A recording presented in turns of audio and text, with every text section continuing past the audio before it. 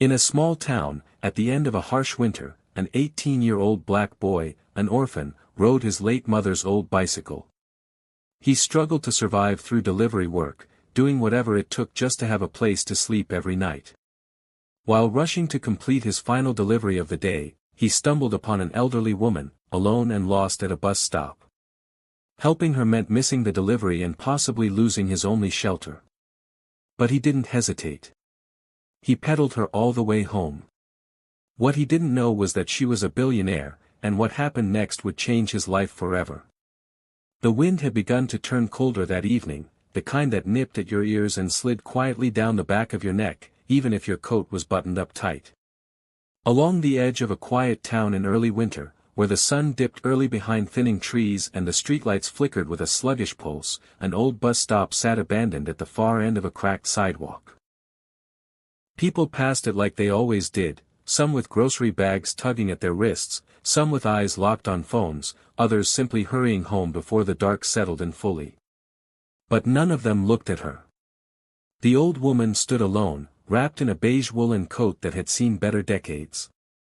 Her silver hair poked out from a once white wool hat, and her small hands clutched a tattered leather purse as she turned to look at every car that passed, hoping it might be the one she was waiting for. Her mouth moved, murmuring something about the number 12 route, about a street that didn't quite match anything around here. Every few moments, she took a step toward the curb, only to shuffle back as confusion clouded her face. Not far from her, a young man named Andre had stopped to drink from a dented metal water bottle. He was barely 18, with a frame stretched thin by time and hunger, wearing a hooded jacket faded from too many winters and a pair of shoes that held together more out of habit than craftsmanship. His old bicycle leaned against the bench behind him, rusted chains, squeaky pedals, and a rickety back rack that looked like it could fall off if nudged too hard.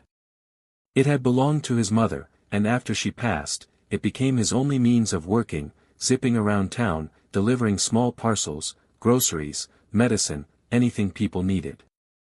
The pay was barely enough to scrape by, but Andre worked with quiet urgency. That evening, he had one last delivery to make before the clock struck 8. One last errand, and if he completed it, he would have just enough to pay his week's rent. If not, the landlord had made it clear the key would no longer fit the lock come morning. Andre tightened the strap of the delivery bag across his chest, ready to ride out, when his eyes caught the motion of the old woman near the stop. Something about her stillness struck him, not like someone waiting, but like someone lost. She turned again, looked around, then down at her own feet, as if even they had become unfamiliar. She muttered something, took a half step forward, then stopped. Andre hesitated, the weight of the clock ticking louder in his chest. Minutes mattered now, and the difference between staying warm and being on the street was a single delivery away. But then the wind shifted and carried her voice over to him, faint, shaky, but unmistakably frightened. Willow Lane, or maybe it was Garden. Was it bus 12? Her words tumbled like loose leaves, and nobody else seemed to hear. Without quite realizing why, Andre walked over, pushing his bike beside him. "Excuse me, ma'am," he said softly, not wanting to startle her. "Are you all right?" She blinked at him, unsure, the way someone might look at a distant memory. "I was trying to get home," she said, her voice light and wandering. "But I think I missed the bus. Or maybe it missed me." Her laugh was small and brittle, like glass threatening to crack. Andre nodded slowly. "Where do you live? Maybe I can help you get there." She looked down at her purse, then rummaged through it without purpose. A handkerchief came out, a lipstick with no cap, coins, buttons, a bus transfer from 2 days ago, but no address. Andre's heart tightened a little. Then something caught his eye, a delicate silver chain around her neck, and at the end of it, a small oval pendant resting against her coat. He leaned closer, squinting. There, engraved in elegant cursive on the back of the charm, were the words, Evelyn Rose, 48, Oak Hill Drive, North Side. His breath caught. Oak Hill was way out past the edge of town, nearly 2 hours away by bike, and most of it uphill. For a moment, Andre's mind went to the clock again. He would miss the delivery. He would lose his room. He would sleep in the cold tonight.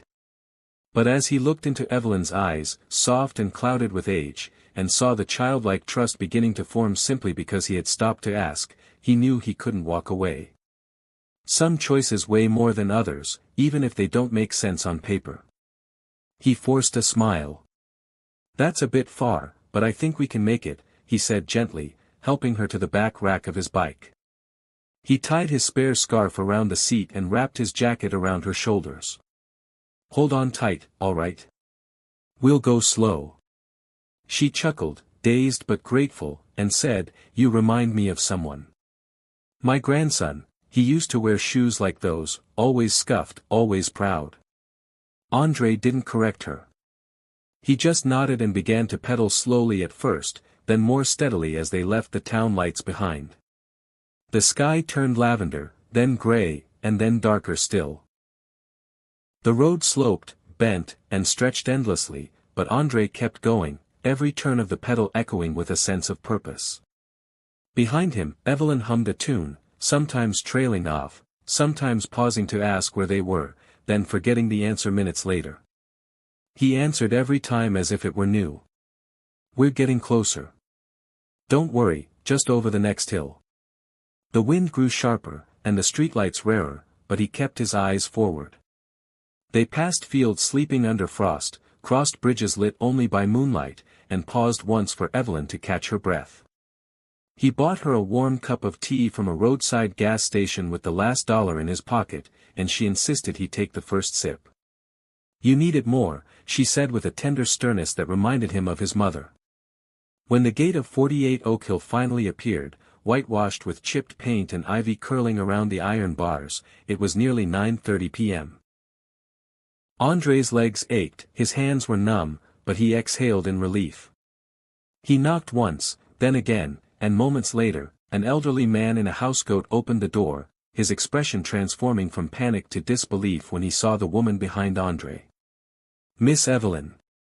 "Oh my lord, where have you been? We've been calling hospitals." Evelyn looked around, then blinked again. "I went for a walk, or a ride, I suppose." She smiled at Andre. The man thanked him profusely, his voice trembling. "Please, come inside, warm yourself, have something to eat. Let us give you a ride back." But Andre shook his head, weary but content. "No need.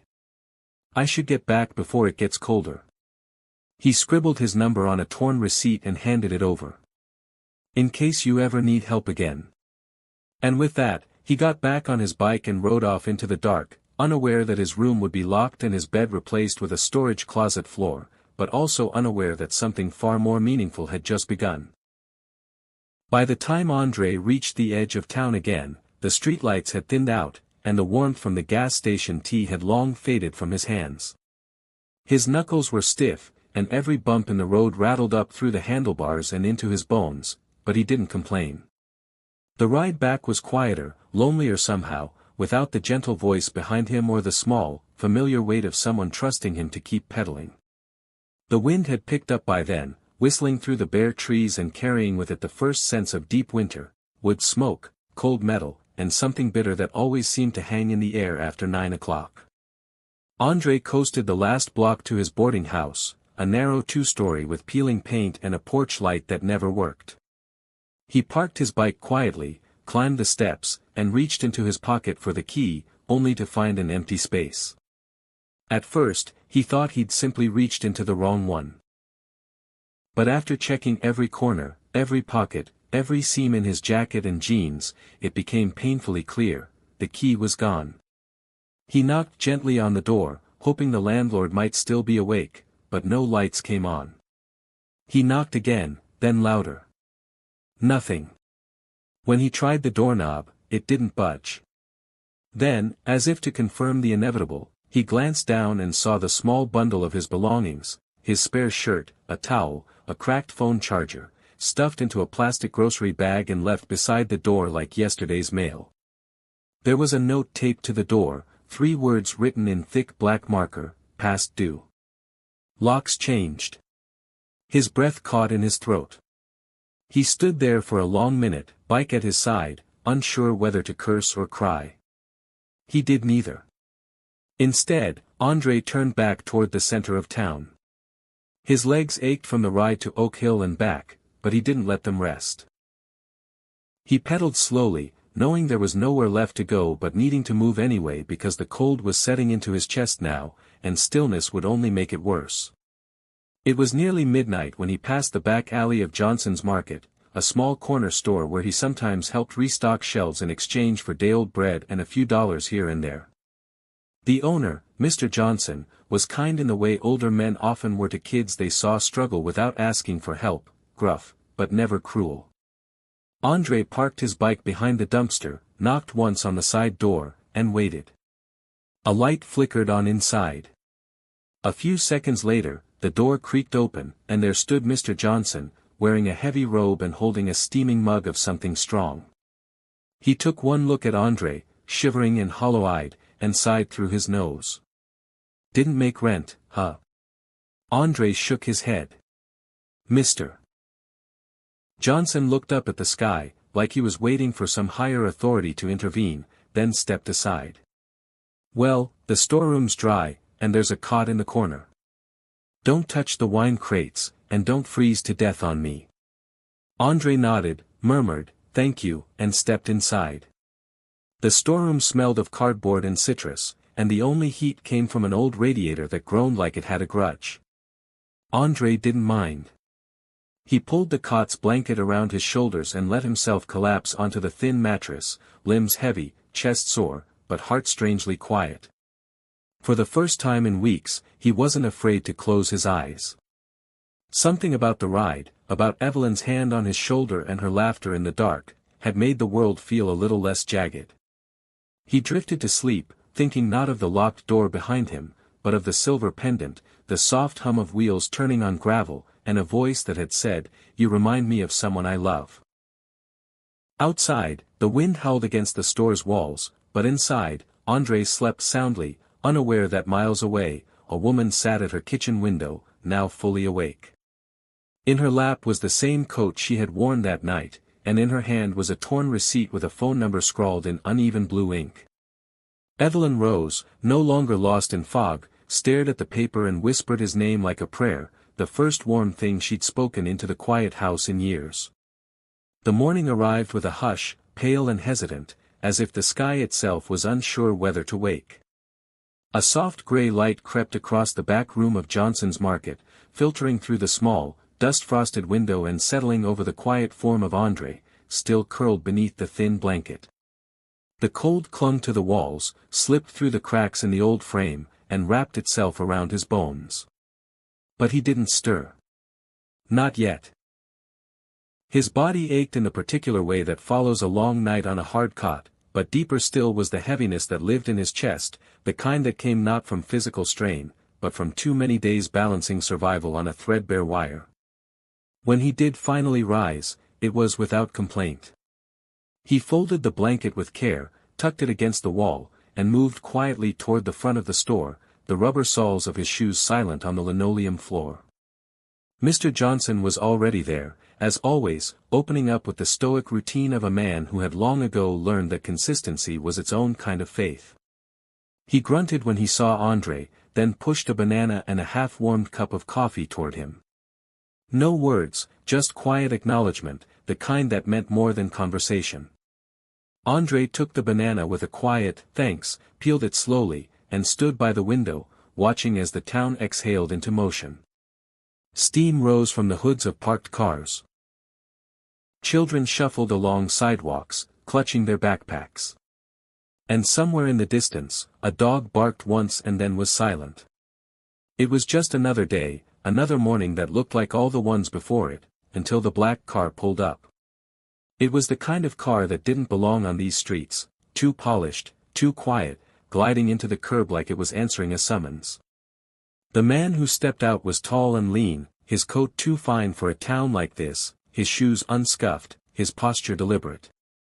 He glanced at a slip of paper in his hand, then looked directly through the store window, his eyes landing on André like he had always known where to find him.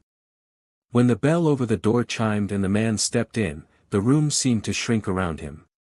"Excuse me," he said, his voice smooth but with a weight beneath it. "I'm looking for someone named André." André turned from the window, frozen for just a breath. "That's me," he said cautiously. The man's expression softened with relief. "Miss Evelyn Rose sent me," he said. "She asked me to find you. She remembers everything, and she wants to thank you. She insisted." Mr. Johnson paused mid-sip of his coffee but said nothing. André looked at the man, then down at the receipt in his hand, his own handwriting, the number he'd scrawled before riding off into the dark. It hadn't been meant for anything more than a lifeline. He never expected it to be used. Charles, as he introduced himself, held the door open, gesturing to the car. "She's waiting, if you're willing." André hesitated, something flickering behind his eyes. The idea of going back to that house, of stepping into a world that didn't belong to him, felt like standing barefoot at the edge of a polished ballroom floor. He was just a delivery boy with no place to sleep, no family, no finish line. He had done what was right. That was all. "I just wanted to make sure she got home safe," he said quietly but firmly. That's all it was. Charles regarded him for a moment, neither offended nor insistent. "And you did," he replied. "But she believes you gave her more than directions. She said you gave her back a sense of herself. She'd very much like to tell you that in person." André looked toward Mr. Johnson, who shrugged with the same indifference he used to mask concern. "Go," he said. "Your cot will be here if you need it." With a breath that felt too large for his chest, André nodded and followed Charles out. The drive to Oak Hill was surreal in daylight. The trees that had loomed like shadows the night before now stood tall and still, sentinels of some secret forest path. The turns felt shorter, the hills less steep. But André still remembered every one of them, each stone and slope etched into the memory of his legs. When they reached the grand white house, it no longer looked like a monument, but a memory, familiar, softened by the hour. Charles led him through the side entrance into a room filled with sun, old books, and quiet warmth. There, seated by the window, was Evelyn, not the dazed, wandering woman from the night before, but someone entirely different. Her eyes were sharp, her hair neatly pinned. And when she saw André, her smile broke over her face like morning over mountains. "You," she breathed, her voice trembling just enough to show its truth. "You brought me home." She reached for his hands, her grip gentle but insistent. "I remember everything, every street, every word. You didn't treat me like a stranger. You made me feel safe." André bowed his head, unsure what to say, the praise feeling too large for the simple act he had performed. But Evelyn wasn't done. She leaned forward, her eyes searching his. "I don't know your story," she said, "but I'd like to. And if you don't have a place to go, I would be honored to offer you one here, not just for tonight, but for longer, if you'd let me. This house has too many rooms and not enough kindness. You would change that." André blinked, the offer catching him completely off guard. It was generous, more than generous, and yet something in him resisted. He took a step back, his voice low but steady. "That's kind of you, really. But I didn't do this to get anything. I just wanted you to be safe, that's all." Evelyn's eyes didn't waver. "And that," she said softly, "is exactly why I want you to stay." He didn't answer right away. The silence between them stretched, gentle but uncertain, filled with a feeling that neither of them could quite name. And though André would return to the market that night, would sleep again in the storeroom and wake to the same cold, something had shifted. He had been seen, not for what he lacked, but for what he carried, the quiet, steady light of someone who showed up even when no one was watching. Far from that sunlit room, Evelyn sat with a heart less alone, already preparing for tomorrow, when she would offer again, not out of charity, but out of recognition, because sometimes family is not who we are born to, but who we choose to walk home with in the dark. The next morning came with a gentler sky, brushed with faint streaks of pale gold that peeked shyly through a faded curtain of cloud, as if the sun itself were hesitant to intrude on the stillness of the day. Inside the back room of Johnson's Market, André had risen early, as always, sweeping the floor and organizing crates in neat, quiet stacks, his mind too full of Evelyn's visit the day before to focus on the rhythm of work. He had replayed her words through the night, again and again, each syllable lingering like the last note of a hymn that refused to fade. Her presence had not overwhelmed the room, it had warmed it. And yet, André had not known what to do with such a gift.